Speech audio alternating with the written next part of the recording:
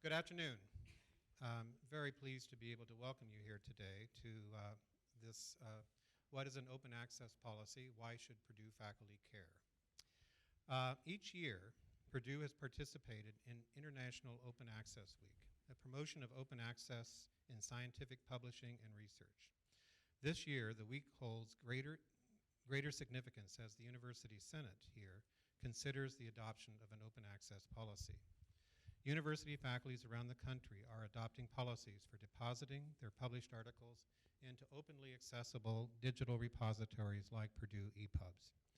By making these scholarly peer-review personal or journal articles available through such repositories, they are increasing their access to for their work for scholars, educators, and policymakers worldwide.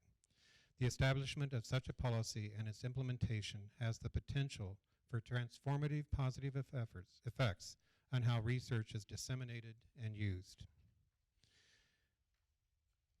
It also, however, involves greater awareness among authors about the terms of agreements they sign with publishers and new responsibilities for librarians and for implementation. While Harvard, MIT, University of Pennsylvania, Stanford, and Princeton are among the private universities where faculty have adopted open access policies, the University of Kansas was first among public universities in 2009. So what does an open access policy mean to our faculty, and what exactly is an open access policy? Here today to discuss open access policies and answer your questions, we welcome 3 faculty members from the University of Kansas who were instrumental in adopting the first public university open access policy. But before we welcome our presenters, I want to thank the sponsors of this event: Purdue Graduate Student Government, Office of the Provost, Office of the Vice President for Research, University Libraries Committee, and the University Senate. I would also like to acknowledge the work of the library's Open Access Committee, including Purdue University Press and the University Copyright Office, in coordinating this event. Also, a video of this presentation and questions and answers will be available on the library's 2011 Open Access webpage. With that said, I'm pleased to introduce Professors Ada Emmett, Mark Greenberg, and Town Peterson. Ada Emmett is the Scholarly Communications Librarian at the University of Kansas, heading the Scholarly Communications Program in the Center for Digital Scholarship. She works with faculty and academic departments to provide open and public access to their published scholarship in fulfillment of the faculty's open access policy. She also assists faculty and students to understand their copyrights associated with scholarly and creative works which they author, create, and share in the classroom. She has been passionate about issues of scholarly communication and access to knowledge since her graduate school days. Emmett received her degrees from the University of Washington and the University of Michigan. She has been at KU since 2002 and is a tenured library faculty member at the Center for Digital Scholarship in Watson Library. Joining us through a digital hookup from the Czech Republic is Mark Greenberg.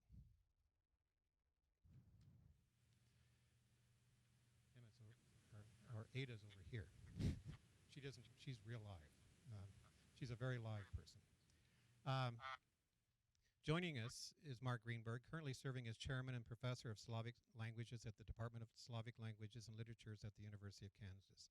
Greenberg, serving as member of the KU Open Access Advisory Board, co-authored 2011 essay, The Scholarly Communication Problem: Why Open Access is Necessary, a Transatlantic Perspective with Ada Emmett.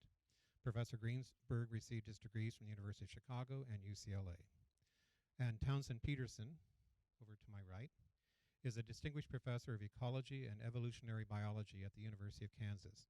He is also the curator at the Natural History Museum and Biodiversity Research Center. His work is collaborative in nature and usually involves geographers, computer scientists, and biologists. Dr. Townsend is serving as a member on the KU Open Access Advisory Board, working with ongoing open access policy issues and open access expansion. He received his degrees from Miami University and the University of Chicago. Please join me in welcoming Ada, Mark, and Town. And we're going to start with Mark as our first presenter, so please turn your attention to the screen. Can you all see this well enough, or do we need to turn the lights down?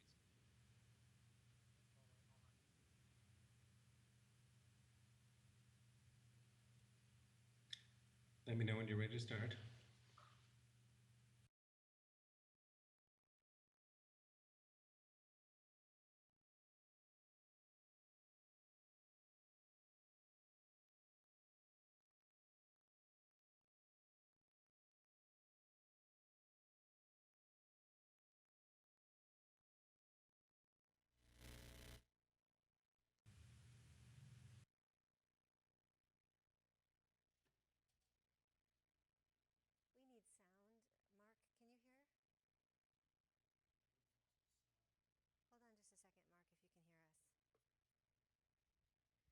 Mark, can you hear? Hold on just a second, Mark, if you can hear us. Yeah, oh, Mark? Eh. We are trying to figure out the sound.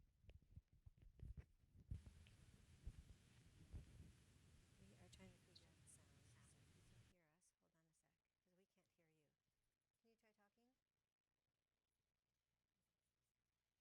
Can you try talking? Mark, can you hear? Yes, I can, but it's very quiet. Okay. Like, that's better. Okay, we have you and you have us now. This is Ada. Okay. So we are ready for you whenever you want. Okay. Move your slides. So you've got it up on the PowerPoint's up and ready to go? Yep, it's on your first Okay. slide. So thank you very much for having me here today, and I'd like to give you the perspective of humanities faculty.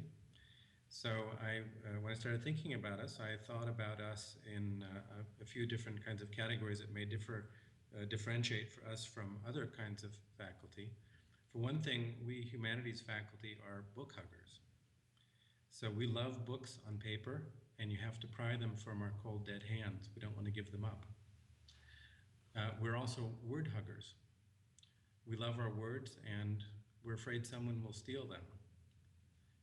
And thirdly, we know all of our readers, all 6 of them, and we like it that way.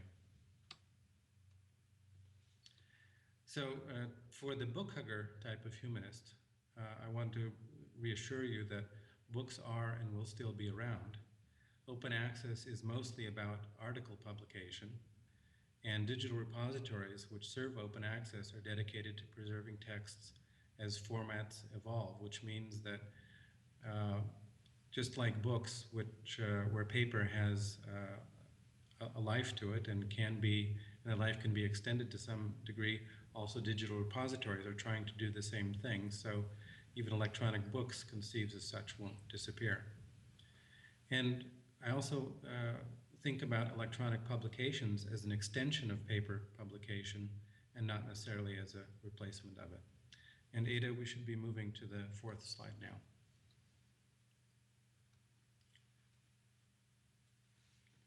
For the word huggers among the humanists, open access doesn't mean that your texts are vulnerable to theft any more or any less than they are in print. And the fact is that you own what you write, and you always have, at least at first. The thing is that you can give away your copyright. And as you've seen, of course, in contracts with your articles, there are sentences like, author hereby assigns all right, title, and interest in the copyright of the manuscript to whatever journal may be in question. But you can also retain it, so that you can add a line, or a line might be available, and a contract says that the author retains ownership of all rights under copyright in the article, and all rights not expressly granted in this agreement. So we'll move on to the next slide. For those humanists who want to know all 6 of their readers, well, you can't win them all. The thing is that knowledge is a public good, and your works should be widely read and put to use in your field and even beyond it. Humanities faculty aren't used to impact data, pardon me, as in the sciences, but such data are increasingly required for tenure promotion and post-tenure review. In humanities, we don't usually have citation indexes, but the data in digital repositories can show impact. So we'll go to the next slide now.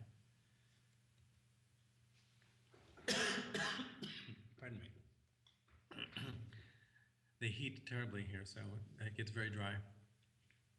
So one of the things I discovered in doing open access is that you get worldwide readership, and it's a very good thing. Before I started doing open access, I considered that I had about 6 readers of most of the things that I wrote. I wrote an article called The Phenomenon of Rhoticism in South Slavic Languages. And I thought this was a very specialized work that only a few people would read, but it turns out that hundreds of people have been reading it, as you can see in this printout of the downloads and views of my article in the KU ScholarWorks digital repository. And the pattern of the countries where it's downloaded makes a lot of sense to me, because France, Turkey, and Slavic-speaking countries have been downloading it. The reason is because these are the countries where this same kind of phenomenon happens. And so linguists who are tracking this phenomenon are clearly downloading and reading my article. So I'm getting far more readership than I would have ever expected. Now, some people think that, and Ada, we should be on slide 7. Some people think that open access means that you are not being peer reviewed. But in fact, there's no connection between the two things. We're still publishing the same journals that we always have been, but we're trying to make our access more open. And there is also a very good reason for doing this, because it makes us more visible. In addition to the anecdotal evidence I just gave you, here are a couple of charts that show over a few years' time, from 2003 to 2009, the steady increase in the number of people who start doing their research work by checking on the net. So if you want to get noticed in a certain topic, you're of course you'll want to have your work published on openly available access on the internet. The data that you get in the digital repositories under the usage statistics might seem kind of like random noise, but I've noticed in doing, for instance, a recent promotion file for one of my faculty, that certain articles get more downloads than others. And this was an example here where I had a colleague who wrote a very narrowly focused article, and as you can see, this one got only 113 downloads in the last 3 years, but another article in his portfolio was aimed at a larger non-Slavic or non-Slavistic audience, but a general language pedagogy audience, and he's gotten 751 downloads of this article in the same time frame. And it turns out that this was an article that his external reviewers noted was something very important in the larger field, and it was a kind of breakthrough article for them. So there seems to be a very tight correlation between the importance, the audience, and the number of hits that he's getting on the open access. Another aspect of open access is that as a chair, I've been trying to steadily raise the profile of my faculty in general, so I've encouraged them to contribute to a collection of departmental works, and here's the front page of our collection in the KU ScholarWorks. So this can also be a way of promoting one's unit and trying to create a unit cohesiveness, visibility, and an identity both within a department as well as a department's identity as seen by the outside world. So it's not just about the individual, but you certainly can focus on the individuals. Ada, should be on slide 10, highlighting faculty strengths. So I've encouraged my faculty to make individual pages highlighting their most recent works and also linking them back to the open access versions of their articles, so that outside readers can find the opus of any individual faculty member, or at least go through the highlights. And then if one wants to dig deeper, then I have also encouraged my faculty to have all of their open access articles available linked to their electronic CV on the internet. And so this is a way that individuals can raise their own visibility, but also allows researchers to follow a certain train of thought or a thread of thematic research through a faculty member's opus. I've also been working as a journal editor, and I had an interesting experience in developing what I think of as a post-communist or a post-Soviet era experience. We tried to break away from institutional cultures in the old era and come out with a new journal that opened up an international dialogue. So I established with the Academy of Sciences in Slovenia a new linguistics journal that competed with two existing ones, pardon me, in 1997. And we started with traditional paper and shared costs. And let's advance the slide, Ada. We started going open access in 2005, and with a 2-year lag, and then by 2009 we were going simultaneous open access and print. And by the time 2010 came around, the Cambridge Green Linguistics Series, a prestigious series, noted us as being the authoritative journal for Slovene linguistics. And I think in part this was due to the fact that we had an open access component to our journal. So to sum up, the open access benefits for humanities faculty are wider readership, as well as fulfilling commitment to sharing knowledge and fulfilling the notion of knowledge as a public good, commitment to permanent preservation of electronic versions, demonstrable research impact for tenure and promotion purposes and other institutional accountability studies, and also raising individual unit and journal profiles. So there is my perspective in a nutshell, and I'm happy to turn over the floor to my colleague, Town Peterson.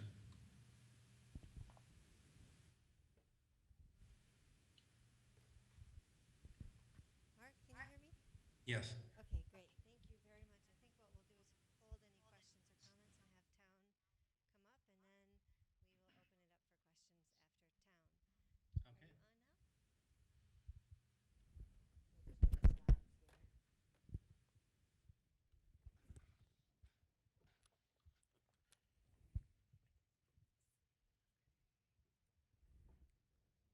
Are you on now? We'll just put the slides here. Good afternoon, everybody. Can everybody hear me? Can you hear me okay? Okay. So we're kind of giving you a humanities and natural sciences pair of perspectives.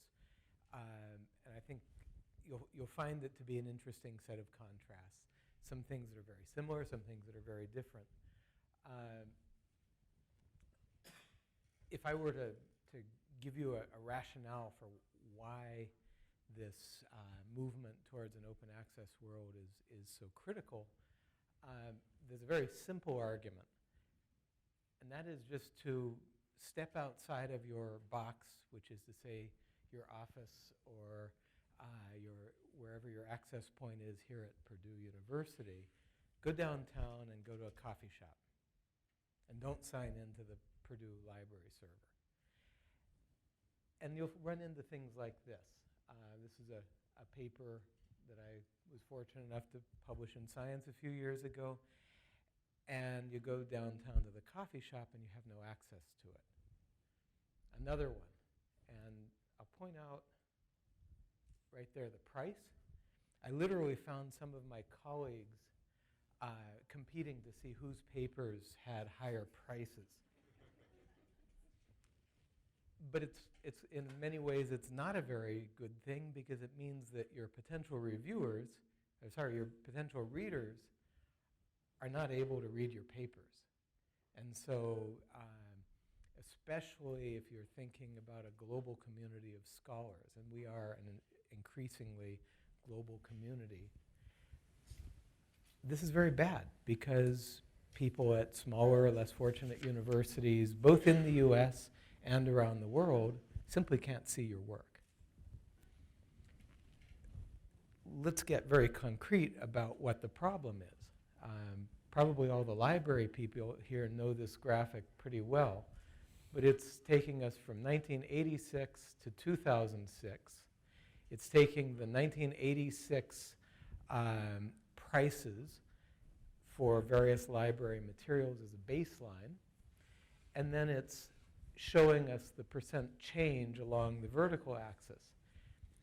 You don't have to worry about all of this. Just look at this, serial expenditures, and look at this line that's just very, very consistently going upward.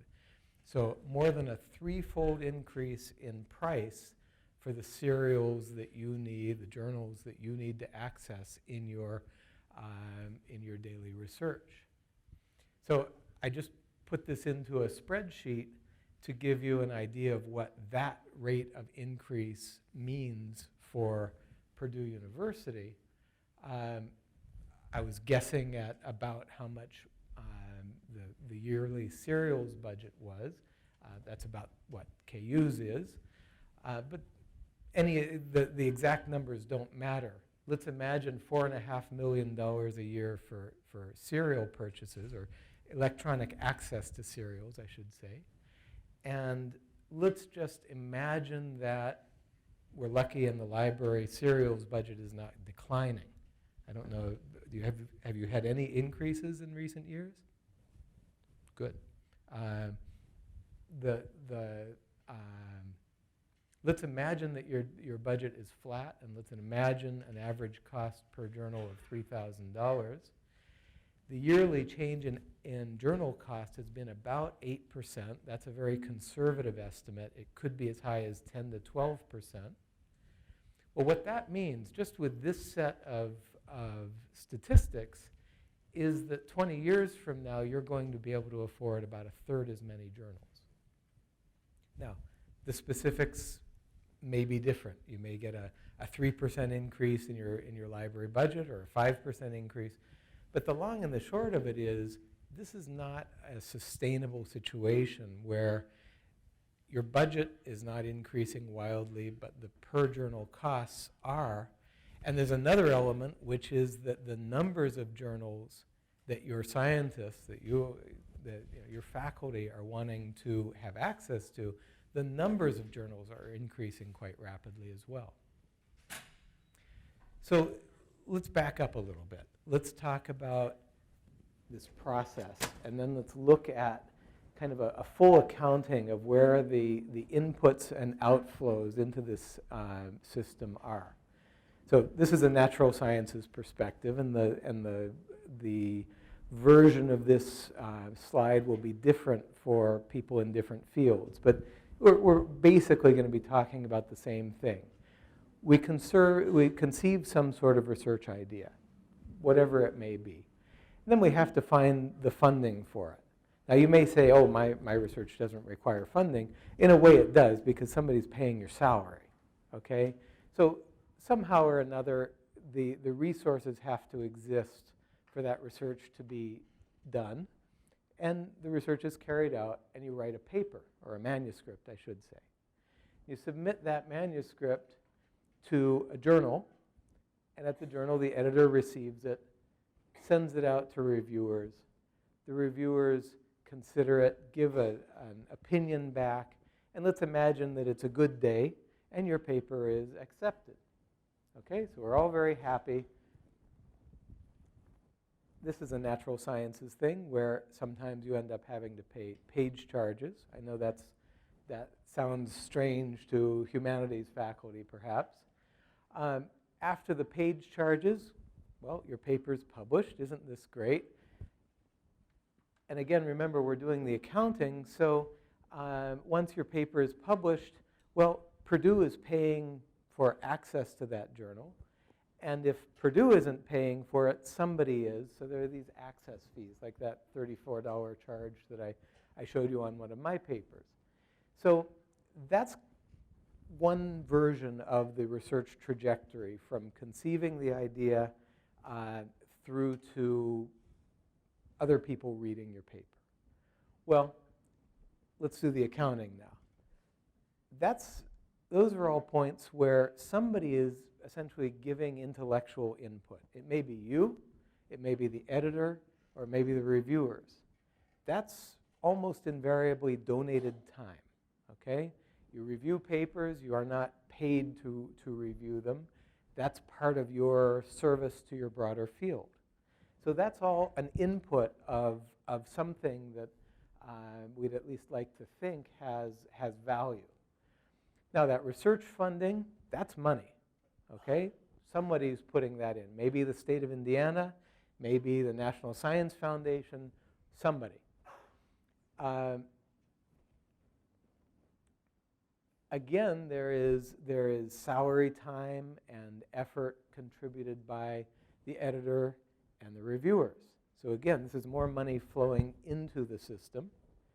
But now, where's that money going?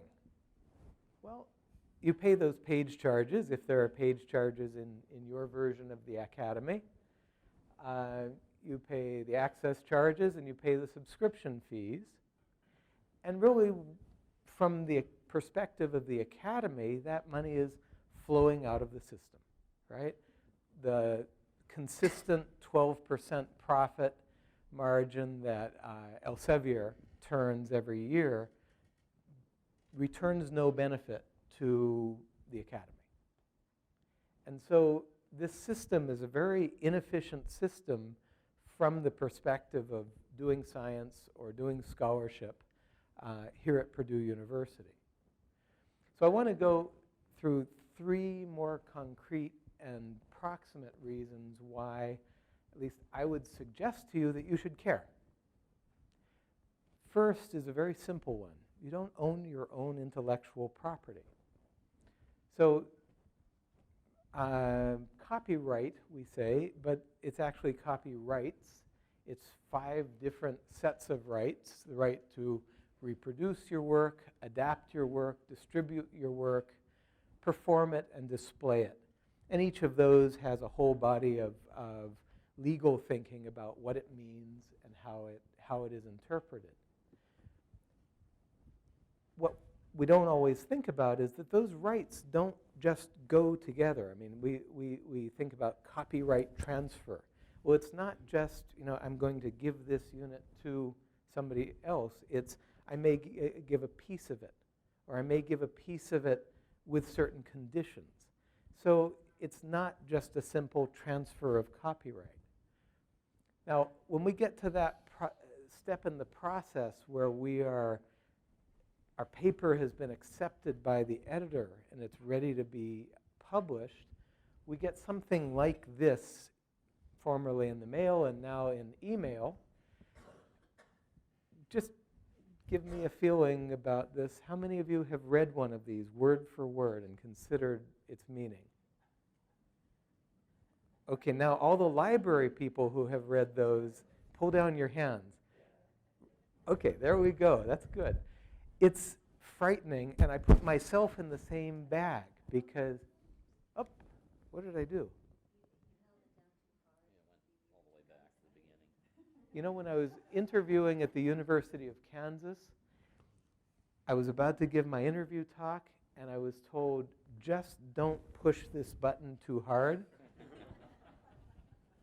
Okay, so in case you didn't get any of this the first time around, there's my dollar bill toilet paper. Okay, there we are again. For years and years in my own career, I never read those copyright transfer agreements either. You can see my signature there. I was just happy to get the paper accepted, get it out, and, well, whatever it takes, right? Well, let's read this one. Let's read the critical paragraph. My signature certifies that I hereby assign the copyright of this material, in this case to the American Society of Tropical Medicine and Hygiene. The American Society shall have the exclusive right of publishing, disseminating electronically, and get this, disposing of the article for sale throughout the world. The author shall not grant the right to print, publish, copy, or store electronically any part of the article to any other person, firm, or company without previous consent in writing.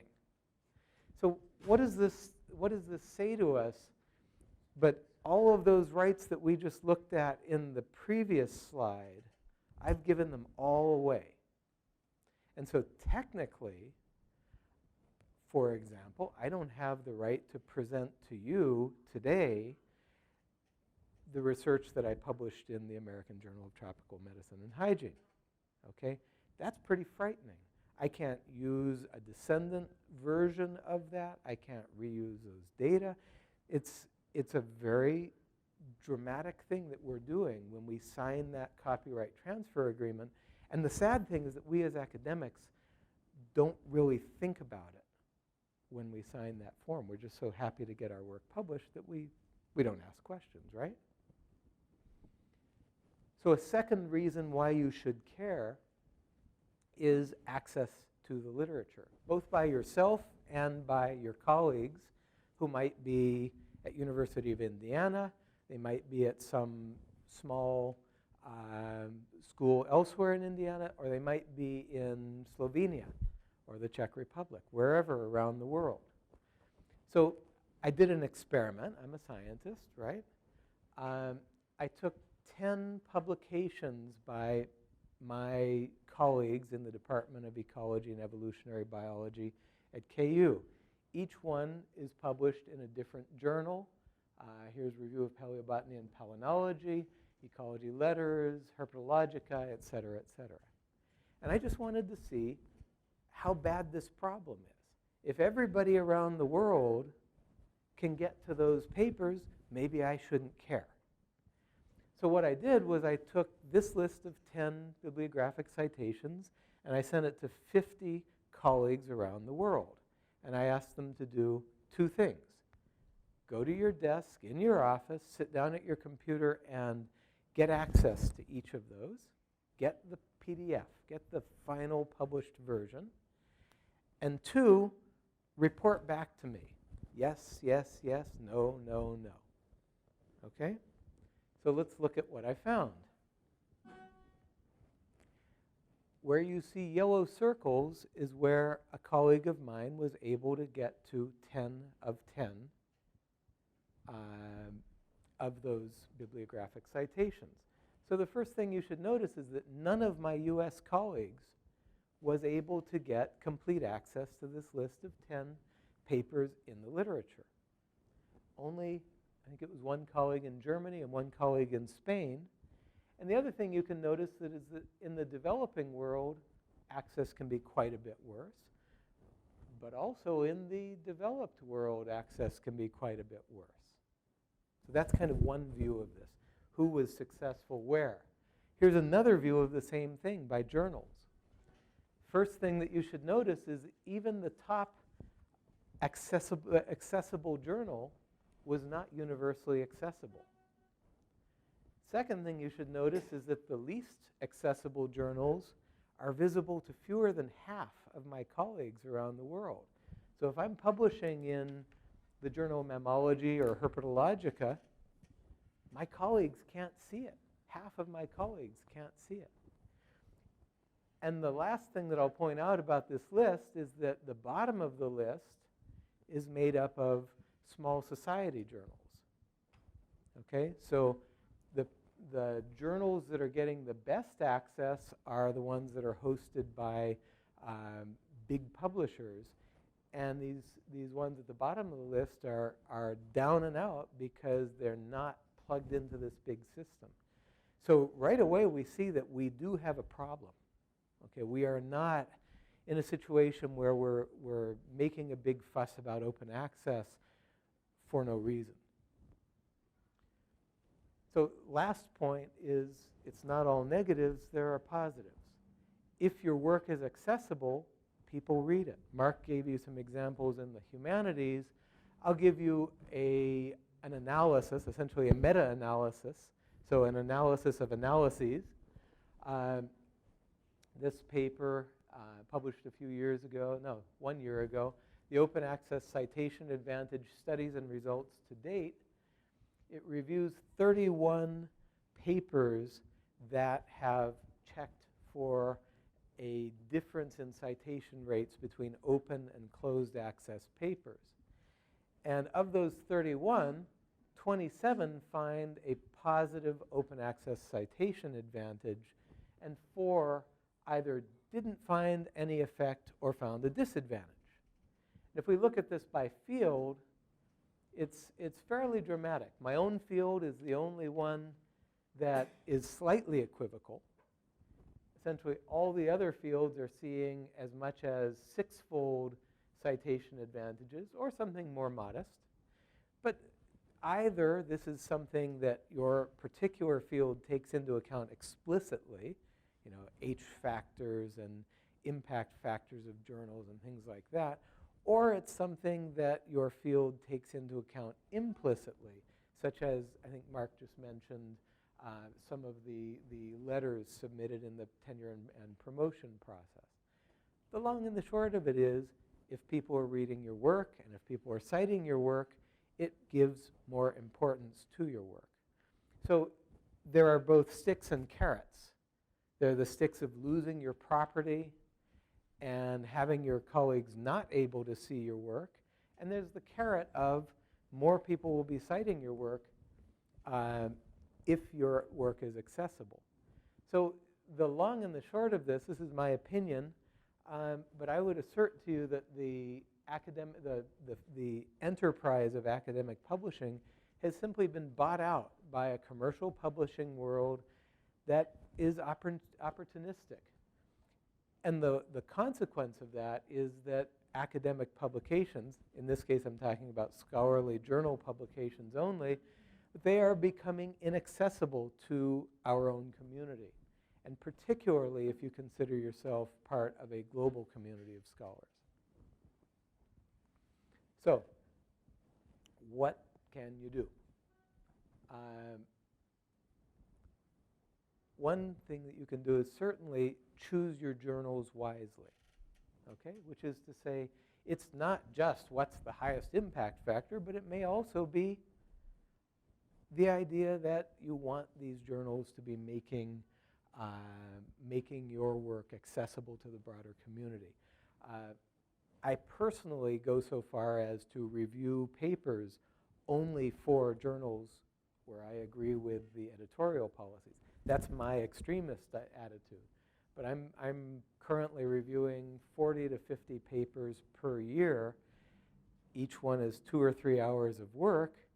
So I need to choose how I'm going to use that time. Ada just gave a talk last week as part of our Open Access Week. And it was quite funny because the main challenge she issued to a bunch of very senior professors at KU was just to think about the fact that they were transferring copyright when they were transferring copyright. Simply to have in mind what they were doing at that point in their lives. I would take it one step further and say, read those agreements carefully, and with or without a policy, with or without the crazy steps that KU has taken, you can negotiate to retain more of those rights. That's a contract, and you can edit it, and you can adjust it, and you can go back and negotiate and say, I don't like clause number 5. The publisher doesn't have to accept it, but you can negotiate, you can try. And just doing that tells the publishers something about what the Academy is thinking. A third level is statements and resolutions. And my understanding is that Purdue University will have a resolution of this sort before it quite soon. But essentially make these statements that this is important to us. The Academy is thinking about it, and we're not just going to be transferring our rights blithely into the commercial world. And a final step, which is, as Ada and I can both attest, and Mark as well, it's a dramatic step. It's a difficult step. It takes years of dedication. But an open access policy. And it's something that you should at least think about and discuss and see if that is essentially right for Purdue. Give you a little bit of thinking about a policy versus a resolution. Why would a policy be desirable? Well, it's a strong mechanism around which an implementation mechanism can be built. Outreach can be focused around this policy.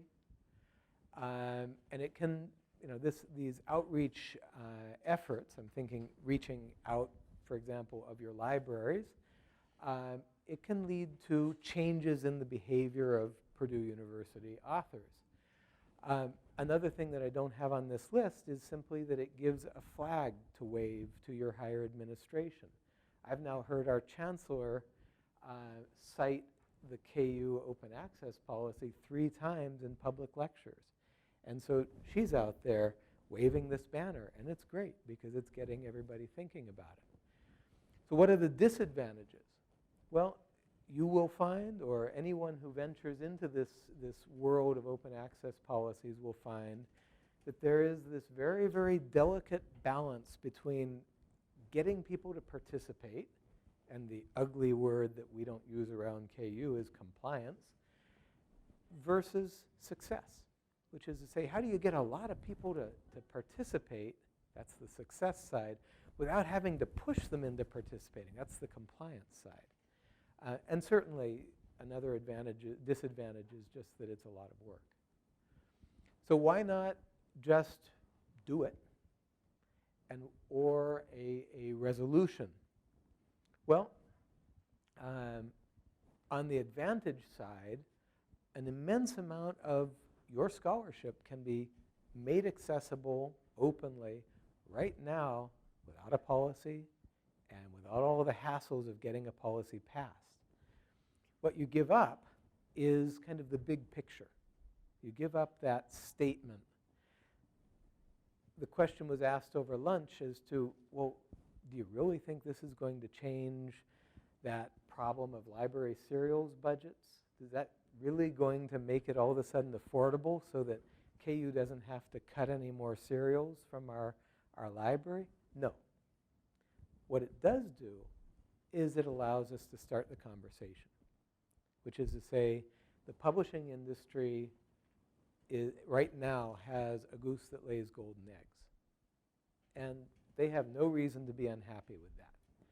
So my own view of these open access policies and of the broader movement in general is that what's happening is the academy saying, hey, let's sit down and talk.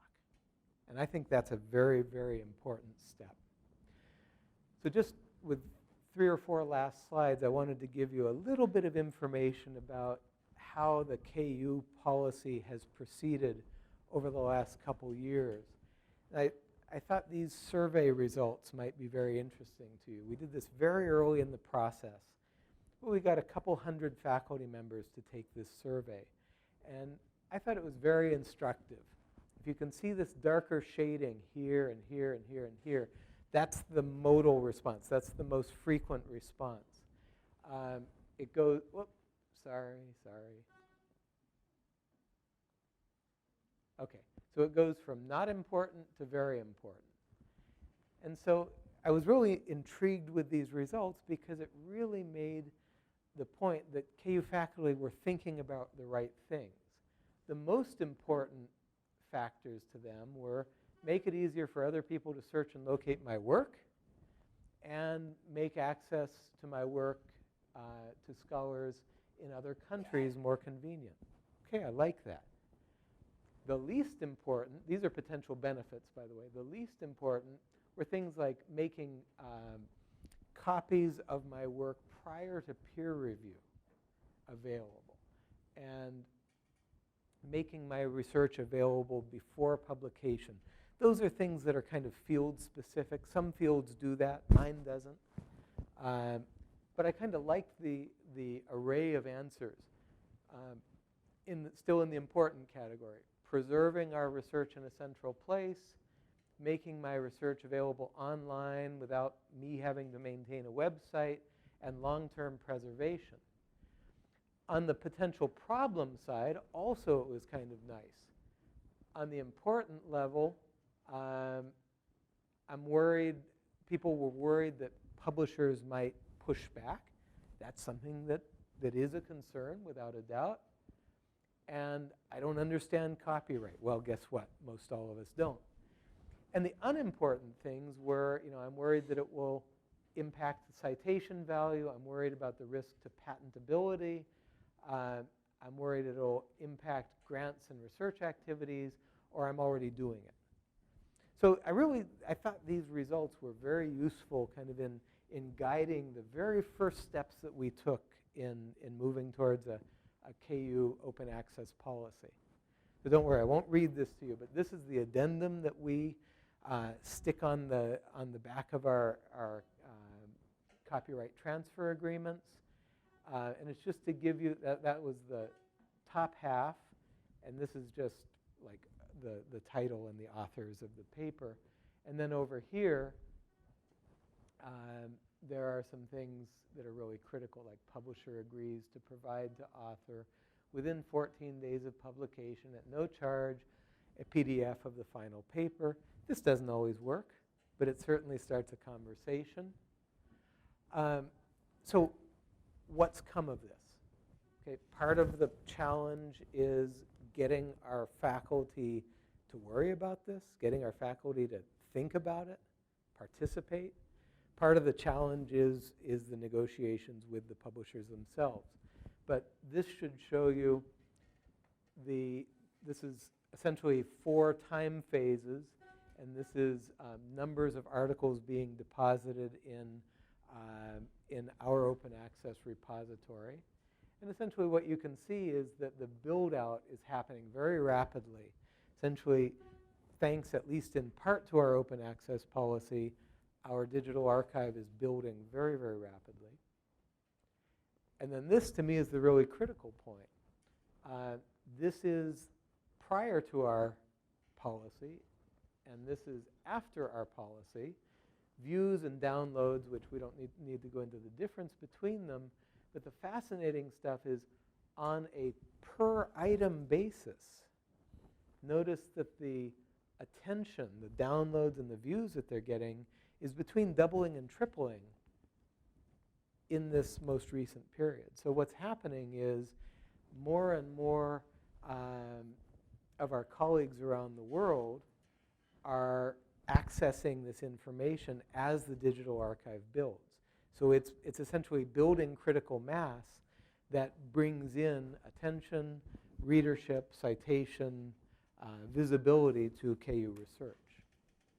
So with that, I'll stop also, and I'm sure if you have questions, Mark and Ada and I will be happy to do our best to answer them.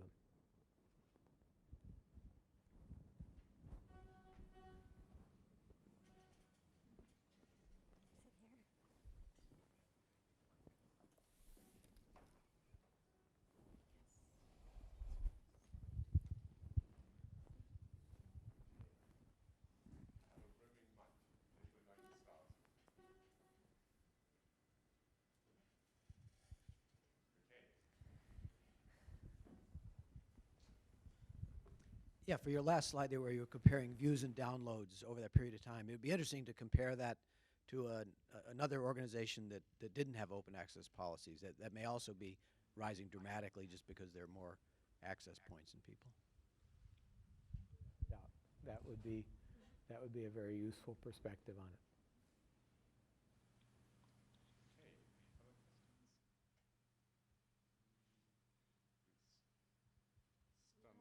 We take questions, any kind of questions. We've heard them all. Ask a question we haven't heard before. After a faculty member becomes converted, do they tend to go back retrospectively and try to pick up their articles, or do they tend to go from that point forward? I'm not sure if my mic is on, but can you all hear me?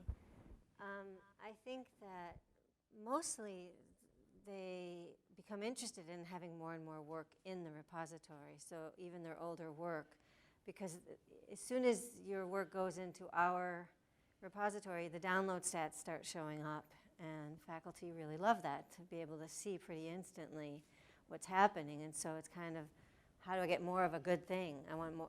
In fact, often they start with their older materials first, or we help them with their older materials first, and then start to get the new materials in. But yeah, definitely. In fact, one of the things that Ada's office has been doing, we've called the CV service.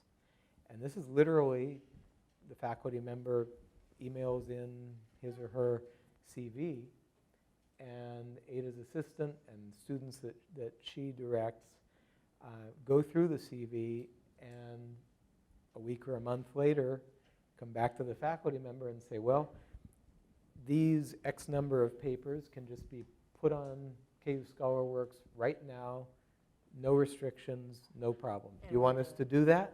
Let's do it.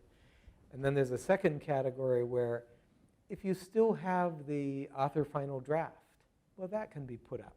If you have it, send it to us. We'll put it up right now. And then there's a third category, which is, guess what? These are the ones that are still restricted. You could, in theory, contact the publisher and ask for a change in policy. Probably not terribly likely to be successful. But that CV service has proven to be very, very useful, because in the first place, it gets a large body of people's work. I think for me, it was about maybe 20% of my papers could be put online right away, and another 20 or 30% if I had the final draft, the post-review final draft, that could be put online. So it's a lot of papers right away that go online for the faculty member. But it also points out to the faculty member which journals are the closed journals and which journals are essentially not playing ball with the academy as far as opening access to our scholarship.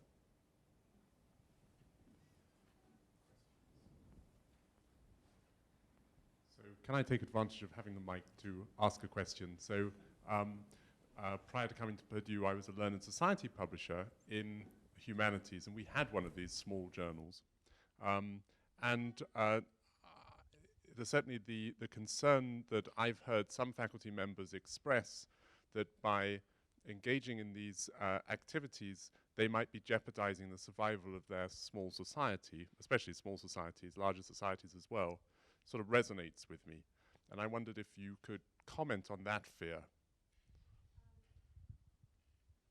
Which activities are we talking about when you say engaging in these activities? Because that sounds very mysterious, yes, and it could be a lot of different things. The uploading of articles already published in the journal to an open access repository.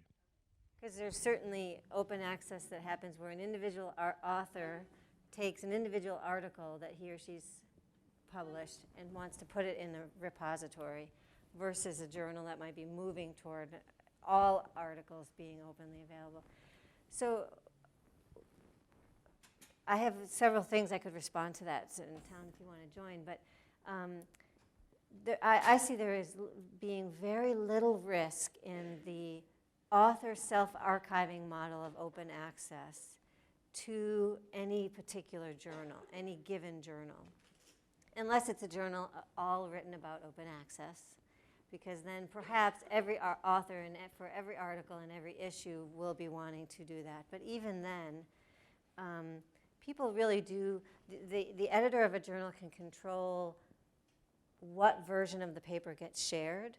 So even the small society journal could say, yes, an individual author may archive that accepted post-peer-reviewed version, so the intellectual content in its almost complete form, but the content is there and made public, that can go online. I don't think that will hurt the life of the journal. In fact, if those articles, if just randomly some of them are put up online, those articles will start pointing people to the real journal. And it could actually attract more business, because most of us with repositories, digital archives, when we put an article in it, even if it's that accepted manuscript version, we have a link that points to the publisher site. So it becomes a way of attracting business to the publisher if someone can afford a subscription, afford access charges, and wants that final product that has the journal title, the pagination, and any final copy editing done. So at least as it speaks to self-archiving, that would be my argument, that it actually could boost visibility of a journal. And because of the kind of randomness by which authors are still sharing their work, I don't think it could actually make a library decide, we're not going to subscribe to this journal anymore. So that would be my. The science's view on this is that you already saw some of the data. Those small society journals are down for the count on access. They're down for the count subsequently on citation. And it's also, scientists tend to flock towards the high-impact journals when they have high-impact things to publish. And so essentially when you're down, you're even worse. It's a kind of a self-fulfilling prophecy. By opening access, the journals and the authors have the opportunity to essentially push back and bring better impact to their work, even though it's published in those journals. One other comment is a lot of the small society journals are being picked up by the bigger publishers. And I've watched this happen. I'm an ornithologist by trade. I've watched this happen with all the bird journals. And one very interesting thing is that is a very brief moment where the society has a lot of power, because the commercial publishers court them. They see that this is a niche journal. They see that this can be turned into something that's profitable. Well, if the society is at that moment thinking, this is very important to us, that maybe after a 6-month embargo, our authors can post copies of their work, that's the one moment when they can negotiate. And so I've now seen 2 ornithology journals negotiate that very nicely, to the point where we don't have to put in an open access addendum when I publish in those journals. And I've seen one other journal not pay attention to those considerations, and it's a very closed access and very difficult journal to work with if you're reading those copyright agreements. And I wonder too if Mark can hear us, if he might have anything to add. Mark, can you hear us? Yeah, I can hear you. And I was just going to say that the journals that I'm familiar with that are either small or small society journals have actually been thriving with open access. I can think of a couple in very narrow fields. Slovene Studies Society, for example, has been doing both parallel print and open access. And its core members, I think, remain core members because there are other components to being in the society besides the journal itself. But I think, in fact, the journal presence on the in open access format draws more attention, just as Ada suggested, to the journal itself, and also brings in readership that doesn't actually belong to the society. So it gives it far more visibility than it otherwise would have. And then with my own journal that I mentioned before, this is one where the funding model is not a society per se, but the Ministry of Education basically does the financing for the journal. But we're looking at eventually phasing out print altogether, and the costs in general of producing the journal will go down accordingly when we don't have to pay for postage and dissemination and printing costs and so forth. But since the interest group is still there and the interest in having the journal still exist, it'll persist, but it'll evolve into something new. A few practical questions about the process that you use to adopt your policy. I guess the first one, looking around the room, is how did you get the attention of the faculty? Process.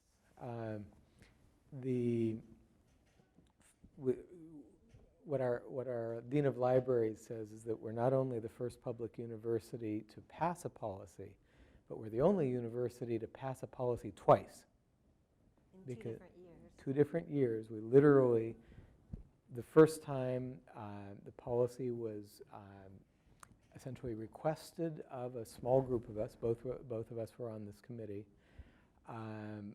by our faculty senate.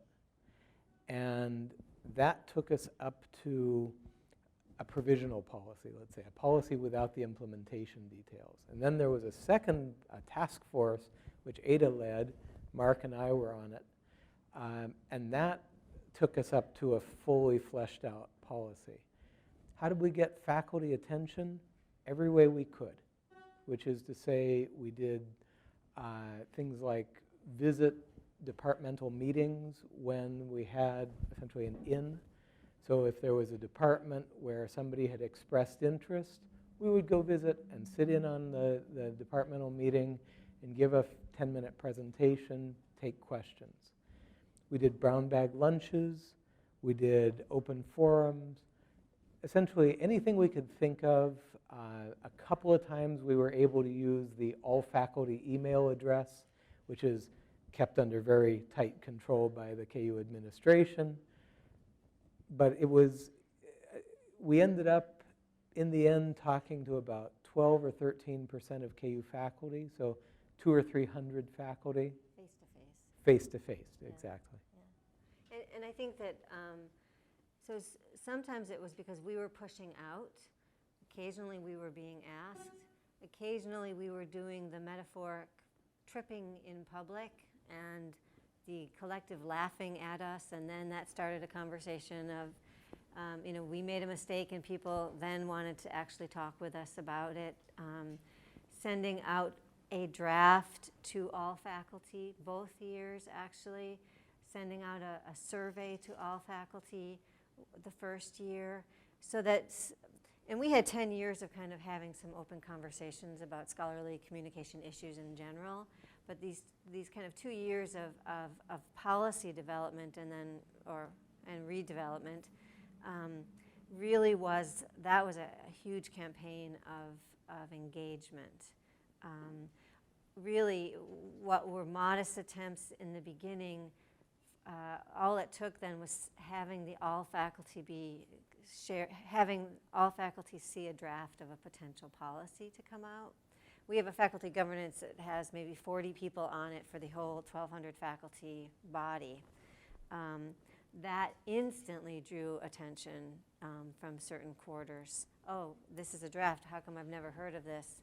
Well, we've been talking about it for years, and then there was some conversation that we could have. We could go to somebody's department. We could go to the Dean's Council, which is a collection of deans on campus. So it was mostly but by our invitation out to people, but sometimes we were also invited by it. Second question. A little bit. Oh wait, Mark. earlier. Mark, can you start over again? Yes. Mark, we didn't hear you so well. Oh, I'm sorry.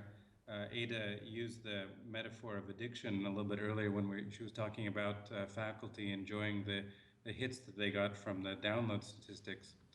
And another strategy we had was also trying to find people who were enthusiastic early adopters who would go back to their departments and try to bring their colleagues along, so that one person would get enthusiastic about it, and then the enthusiasm would spread. That also helped us spread the word. That was another word of mouth. We did find early adopter faculty and departments that we could then get an in with, as Town mentioned, to go to them, and they would spread the word. Did you have another? Yeah, a second question. What aspects of your initial draft policy were the most controversial? In the first year, so we passed the policy in April 2009. So that academic year, 2008 to 2009, what we were trying to do is bring along with the policy an implementation plan that we hadn't carefully vetted and had lots of conversations with faculty to inform the development of that plan. And I think one of the most controversial things was presenting to a faculty body both, you know, a 3-paragraph policy and then what was a 5-page implementation plan with all kinds of details of compliance mechanisms that would be, we were just kind of pulling stuff out of our, you know, out of the air. That was pretty controversial because we hadn't really vetted it. We didn't know how different disciplines responded, et cetera, and what their concerns were. So that whole thing got dropped off at the last minute, and then we had a more scaled-down policy. To me, that was probably the most controversial. The biggest hurdle always is it's not rocket science at all, but there's complexities and lots of misunderstandings because people come to it with an understanding of how to be a great scholar, but not necessarily how the system, the scholarly publishing system works and copyright and all this stuff. So, yeah, I guess that's how I would.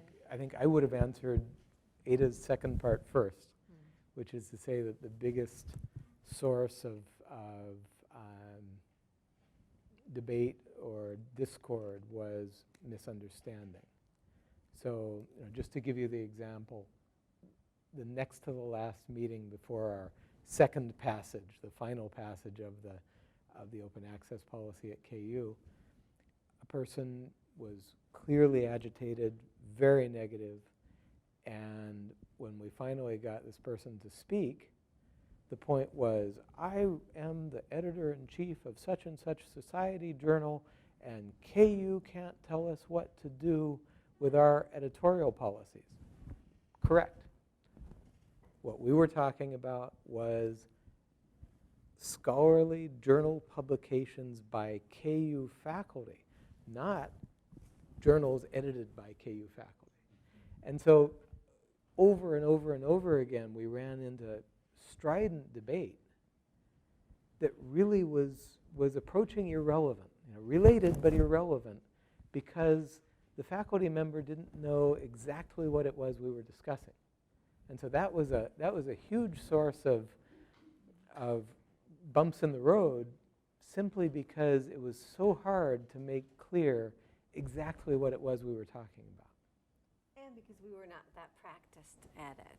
So the first year in particular, but we gained practice by talking to people in different departments and realizing, oh, they speak about it in this way, and their experience of publication agreements is this over here, and their experience of journal articles and publishing is over here is slightly different. So then we gained a better understanding, but even then there were, even in the last moments, people who still did not understand. We had a couple departments write white papers against the policy and disseminate them in the college, and, you know, with a lot of erroneous information in them. So, you know, but we survived. We made it. Yes. Yeah. I'd like to know what risks were identified and how you went about mitigating those risks.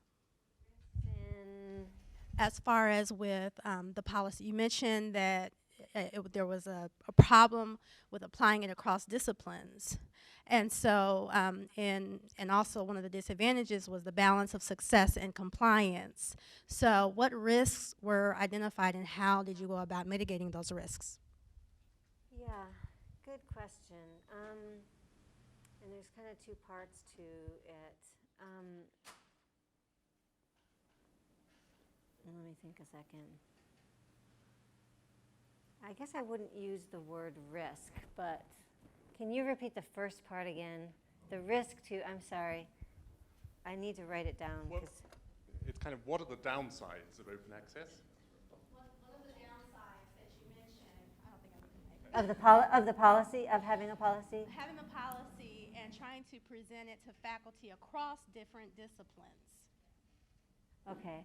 Well, the downsides of a, as we were talking about in another meeting today, the downsides of a policy, in a sense, are that, you know, you're constantly kind of pointing to that as something that you've got to fulfill, and people are going to say, well, how are people actually participating, and what percentage are participating, and are you going to make us, and who's going to make us? And we joke about it at KU, you know, is ADA the open access police? You know, how am I coming after people and taking, so there's a risk of misunderstanding to me, and therefore a risk in the point of the policy.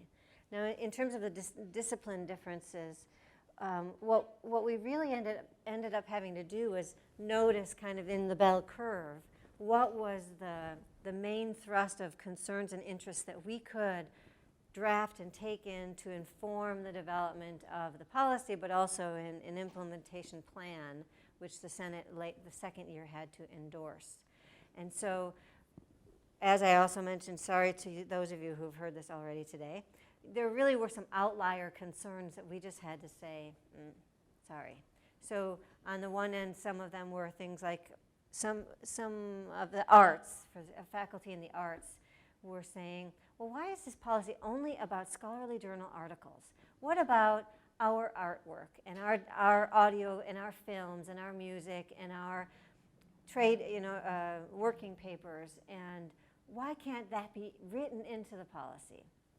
And on the other side, one other outlier example just was, humanists in a particular discipline, a couple at least said, there's no way that you're going to take my scholarly journal article and put it in a repository where it might touch the elbow of some non-scholarly work or less than scholarly work.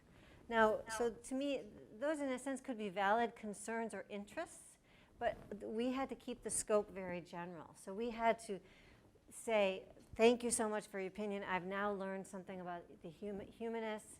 I've now learned that you're free to put your work into the repository even if it goes beyond the scope of the policy, and to find that middle ground that also we knew that the faculty senate would actually agree to. So I had to be able to go back to the faculty senate and say, yeah, we talked to these people and it's all over here, but this is what we're recommending. And here are some concessions that we've made in order to meet the main concerns of most faculty. Yeah, have I answered? Risk of scope creep, of having a lot of sort of slightly less relevant stuff bound up in this rather more simple concept of an open access policy. Well, right, because the policy is only meant, as we've been talking about earlier too, the policy is really only meant to be one facet of a multifaceted approach to trying to fix or alter a system that's really breaking down. So the policy is meant to be written very specifically to do a very specific thing, or it should be, because if it's really large, at least at KU, we would never have passed it. We had to point to these are the three most important things, get those in there, write it well, make sure people are familiar with it, and they're gonna go for it. Yeah, because otherwise, and we could say, still, you can do stuff beyond what this policy states, but the bare bones minimum is this thing. I think I would restate one thing that Ada just mentioned, but I think it's really critical. KU, I'm sure Purdue never does this, but KU has this slightly bad habit of making a big fanfare about something and then not really following through well enough. And to me, the biggest risk with the policy and all of the media fanfare and the article in the Chronicle of Higher Education and all that is that 3 years from now or 5 years from now, somebody says, whatever happened to that? Mm-hmm. And so to me, the biggest risk was that in the immediate weeks and months and year after passage of the policy, the risk was that KU wouldn't be ready to jump in and really invest energy and blood, sweat, and tears into making at least most of the objectives of that policy work. And our Dean of Libraries did exactly that. Our Provost did exactly that. And so it was really nice that at least we're off to a good start. Now we're into the, build it out and build it sustainably. And so now we're in the second phase where we've got some momentum. I showed you those graphs. Things are building. And now we need to keep that going and build out still further, build sustainably, scale it.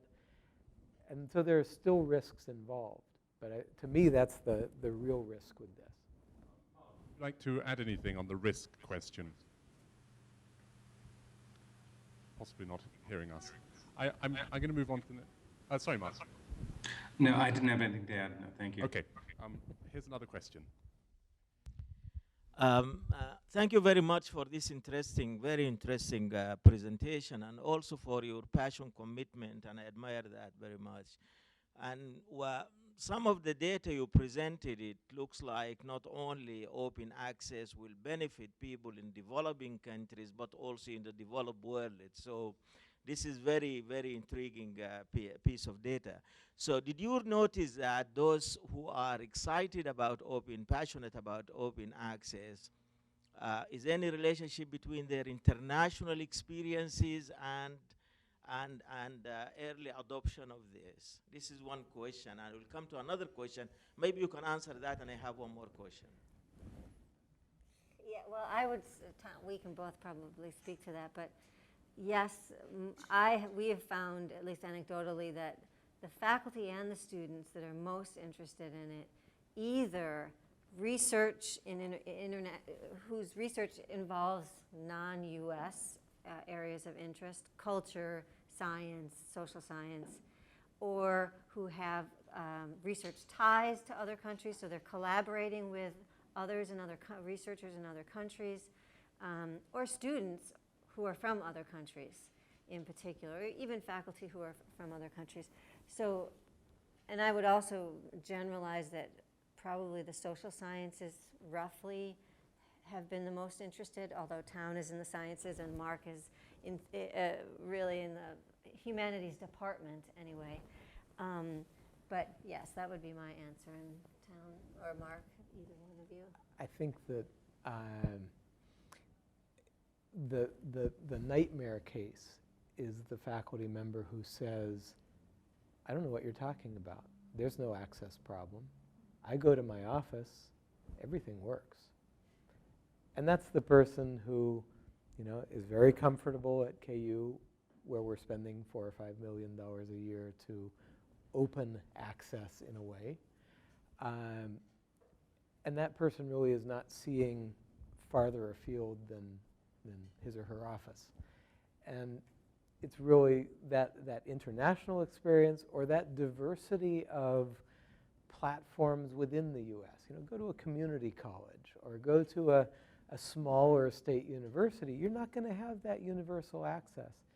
So one of the real leaders in opening access, for example, is Brazil with the Cielo project, where a lot of the most or all of the Brazilian science journals are completely open access and very beautifully so. So I think your question is right on. Mark, any thoughts? Yeah, I was just going to say that I spent last week at the Slovene Academy of Sciences, and I found that I had a chance to talk to all of the institute presidents at one time, and there was a great deal of enthusiasm for open access, mostly from the point of view of trying to raise visibility for themselves, but also they were concerned, and I've heard this also from several of our colleagues who've worked with us from other countries, that they have a great deal of trouble getting access to our journals just because it's simply beyond their means to pay the access fees. And this coming week, I'll be giving another talk in the Czech Republic here, and we'll see what sort of reaction they've had. But I found that people are very open to it and very enthusiastic. Yeah, my second question to all of you, but to Professor Greensberg. You mentioned in your presentation that it increases visibility of the science that, or whatever the faculty is doing, but also the department and the institution. So that means there is name recognition for this institution all over the world, right? So with that said, then do you expect that the institution also to contribute to do more than just, because there are other benefits other than maybe the reduction in the number of journals now open access and things like that, so monetary terms. But because of the name recognition, and now we are doing lots of things about branding and marketing the university, do you think that the university should do more than just a policy or what the libraries are doing? Thank you.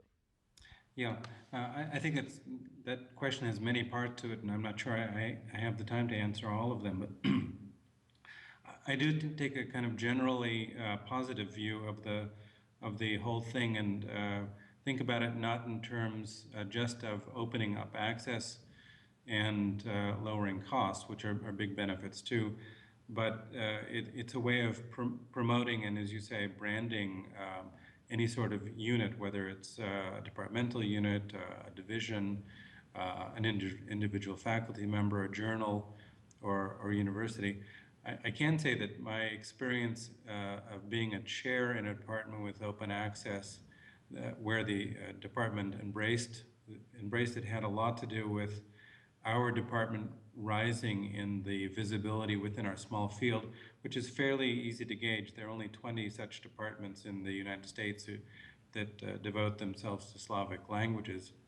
And I have to say that when I started working at KU some 20 years ago, we were kind of an also-ran Slavic department, and my own mentors were kind of surprised that I was getting a job there because they really hadn't heard of the place. And now it's quite clear that KU's Slavic department is viewed as one of the premier departments. There are, of course, other components to it, but I do think the open access visibility has played a big role in that. Thanks, Mark. Do either of you have additional answers? Okay. We're just about ready to close, but I want to take the opportunity of asking one more question.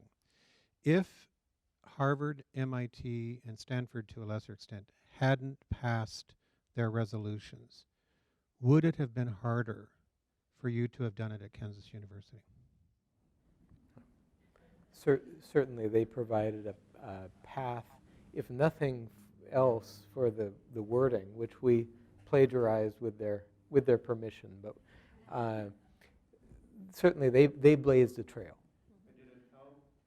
The faculty understanding that if these institutions, these premier institutions, are making this stand, that it would be something that we should consider at KU.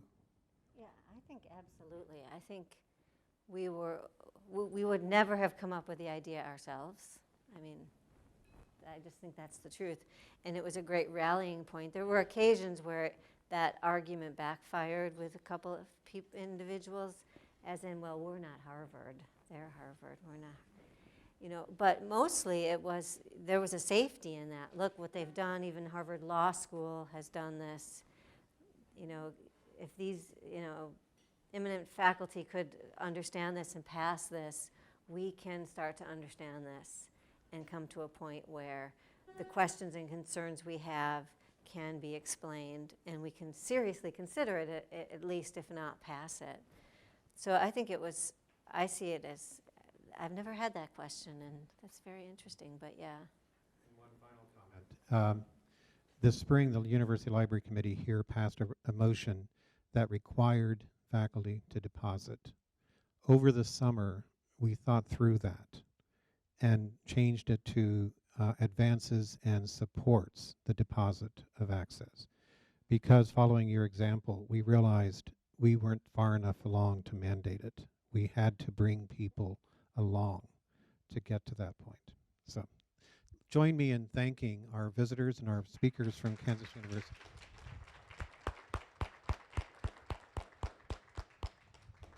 Thank you, Mark.